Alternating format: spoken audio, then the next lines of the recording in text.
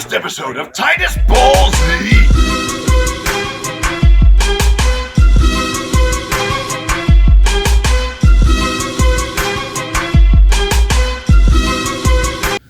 Alright, so we're at Dragon Con 2019, and we're here with... Lori Allen, voice of Pearl Krabs on SpongeBob SquarePants and some other fun stuff. Wonderful. And Rodger, Bumpass, Squidward Tentacles, and Professor Membrane on Invader Zim, and SpongeBob. Not that in that order, though. Exactly. Well, have you guys been to Dragon Con before? Are you guys regulars? Or? Well, I've been many time. times Yes. here, mainly because of SpongeBob, but through the years, and watched it all change to the mega thing that it is now. So.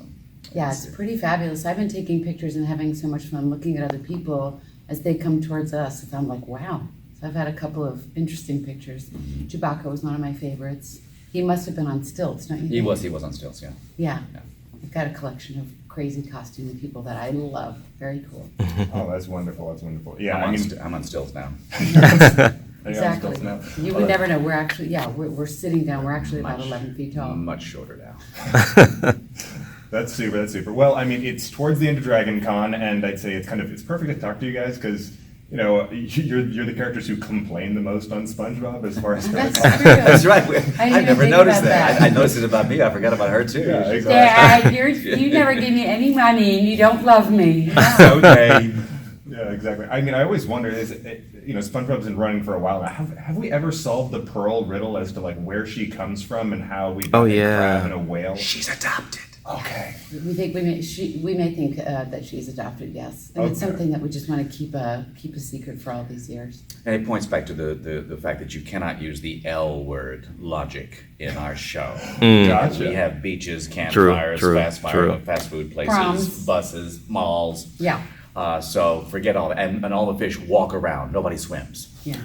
That's absolutely true. I mean, what is interesting about that show in particular is that even though there is a severe lack of logic, there is a sense of cohesion, or cohesiveness, because it's all underwater, and any sort of live action element is kind of above the water, I suppose. It has its own universe, a Yeah. specific universe that's different than everything else in the known universe. So, Right, like Bikini Bottom is certainly not like Atlanta. No, I'm just kidding. There's just so much that goes on there that's absolutely, yes, exactly, unexplainable. So. I think it is like Atlanta. Yeah, he's right. I'd love to live in Bikini Bottom. Yeah, I would too. We should go visit for the weekend. I only saw recently, and some fans told me this, and I didn't even know this, that when you see the houses, they're car mufflers that have dropped into What? the ocean. Yes, Wow. yes. They're just car parts. Well, that's not sending a good message about recycling. We need to see about that. I'm just kidding. I mean, well, it's like there are so many rumors and like fan speculations about it's like Bikini Bottom, it's about the Bikini Atoll test and everything. Yeah, someone said that. Yeah, I mean, it's just like, or all the characters are based off the 7 deadly sins,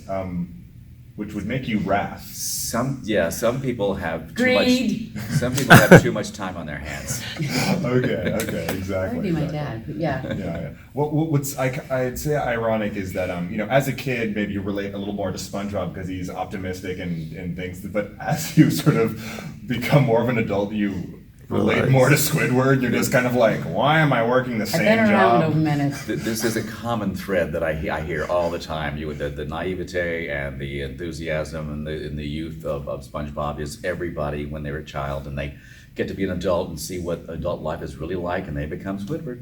Somewhere along the way, they're also Pearl.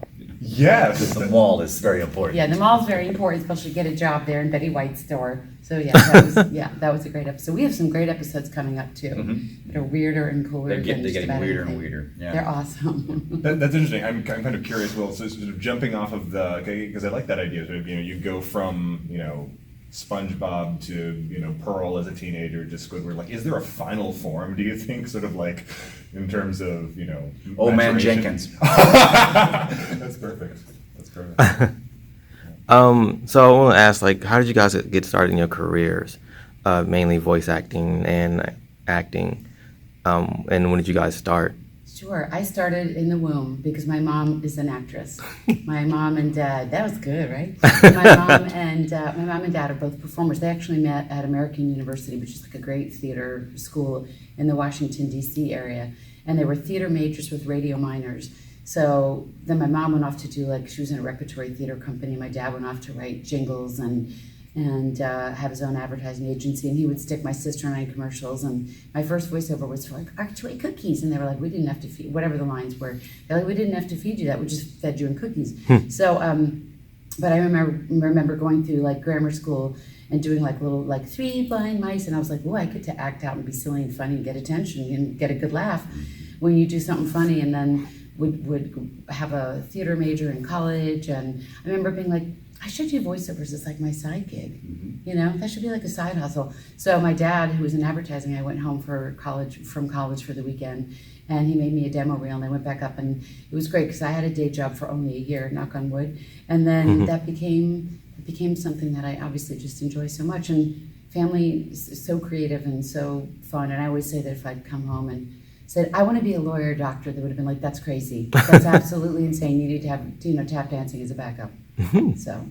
Yeah, the reason I snapped my fingers is I was going to go back in time, and you went back in time further than I was going to. I got my start at puberty because I had a really high voice as a child, and then when I went through puberty, my voice dropped like the mumps. And I said, well, I sound like an announcer. So I went into broadcasting studies in college and got a degree there. And then left the wilds of Arkansas for New York City. I got involved in the National Lampoon right during Animal House. And we did a tour across the entire country. And then Animal House was so successful that they wanted to do a next movie. And it was just about the time to do the next Jaws movie. And so they decided to do a comedy of Jaws. It was going to be called Jaws 3 People 0. And the best thing about it was the title, of course. And we were going to show how Bruce, the shark, worked. Well, Spielberg stepped in and said, no, you can't do that. It's going to ruin the fantasy of my original film. So he had the movie canceled. And then I was kind of lost. It was my Hollywood tragedy story. So I just walked down my agent's office and said, I can do these voices, this kind of announcing and whatever. And also started sending me out. And pretty soon that became my bread and butter. And then, thank God, this thing came on. I've been doing this for 45 years. But that's not possible if you're only 27. I know. It's crazy. It's mathematically impossible. But then we all stumbled onto this wonderful project that no one knew would be the way it turned out to be. And it has been just such liberation and elevation of all of us. It's like the ride of a lifetime. It absolutely right. Yeah. I said, I'm going to ride this pony from the very beginning, and I go to cons and really do whatever I can to promote the whole notion, and it's been a wonderful, wonderful ride. Nice. Okay, so we were speaking about logic in SpongeBob, and now you're Professor Membrane, with a man who is if it's not science, it is not possible, especially in the movie. Awesome job. So if Professor Membrane was in Bikini Bottom, how would it go versus Squidward? He would have a mad love affair with Sandy. They would go out and do real science. And they'd have their own spin-off. It would be amazing. Yes, science and science. I'll let you guys do 2 more questions each. Okay.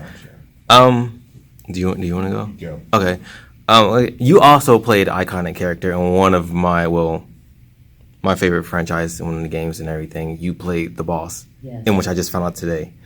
That was awesome. How did you go into that role? And I guess how was it? I guess being the boss in that game. Being the boss has been, just over the years, has been absolutely magnificent to be a part of that franchise. I mean, it's so different from SpongeBob. It's so different from Toy Story or Family Guy. The writing, especially in video games, they're very cinematic. They're like films, I coach voiceover, and I always tell people the person is right there. So, she's such an iconic character, and she's so strong and rooted and grounded in just her strength as a woman. I just love that about her. I just wish she were a real person and she could run for office or something. She's just a badass, and so that's just been a huge gift to be able to be a part of the Metal Gear Solid 3 trilogy. I love her. Yeah, I think that was awesome. And then the fact that you were the was it the AI pod in Metal Gear 5? Yes. Yeah, that was pretty cool too. I was like, wait, she did that too? Okay, go Pearl. Go Pearl. Yeah, I know there's some crazy meme of like, I mean, he's got a ton of memes, Squidward, of course, and other things, but they're like, the person who voices Pearl Crabs is the boss because they're so wildly different. It's so fun to see people come up to like, when you're at conventions and be like, huh? So we're so lucky. Not a day goes by that we're not just ridiculously grateful. We don't have to go to work. We get to go to work. Mm-hmm. And that's not a false thing to say. It's absolutely true. Yeah. Yes. All right, you can go ahead, man. I was like, do you have a crazy con story? Like it's like any. I got my tattoo story. Go ahead. Yeah. Oh my gosh, he's got a tattoo story that's hysterical. Someone just wrote on his back, and They did the characters across the top, and they had them already inked in. They came to me to sign my character, and I did it. And he went. They had an actual tattoo kiosk at the convention. So he goes over to get it inked, and he comes back and shows me. And when I signed it, of course he pulls the shirt up, and he had the most disgusting, oily. poor kid should pimply- have gone to see a dermatologist. It was awful. Have his And back waxed. I just kind of just signing like that. Ew. Can I get a longer pen? It was just that. I had this kid come up to me, I don't know, I can't remember how long it was, and he was this little tow-headed kid, and he must have been about 6, and he had 2 twin sisters who were both sucking their thumb, like the character in The Simpsons, and he was like, yeah, I'd like you to do the voice. Like, he was just like 45 and like a 6-year-old's body, And I was like, what's your name? And he's like, Dave. And I was like, it's nice to meet you, Dave. And he's like, yeah. You know what, Dad? It's that's not her at all. It's not her at all. And then the little girl like gave me the finger, and I was like, you know what? Go eat your burgers in the corner. And then I had this one guy. I was eating a quick like snack or lunch or something, and he took my napkin that had like some red lipstick on it, and he prayed over it. And I was like, wow, that's a good one. That story. I mean, you couldn't write this stuff up, right? You just can't even imagine. A couple of years ago, there was a little kid about 3 years old walked up to my table dressed like Hunter Thompson. Yeah. Perfect Hunter, and I just saw him. He's here today. He's a little older now, but no one has ever done that before, adult or kid. But he was absolutely perfect, Hunter Thompson. If you don't know who he is, look him up. Look him up. Got you. He's stumped. I am stunned. Why did that one stump you? Should interview you. Why I did know that it was. stump It's you? like I think those were incredible experiences. Now, if you don't mind, because those were very funny, would you mind laughing in character? Oh no, of course not. Oh, Daddy, everybody at Dragon Con has been so amazing. Thank you for coming. I told everybody off. Wonderful. Thank you very much. Thanks, Thank you. guys. Thank you. We are 2 of the most complaining and laughing characters. Yeah, thanks for pointing that out. Exactly. You laugh at others' pain. That's the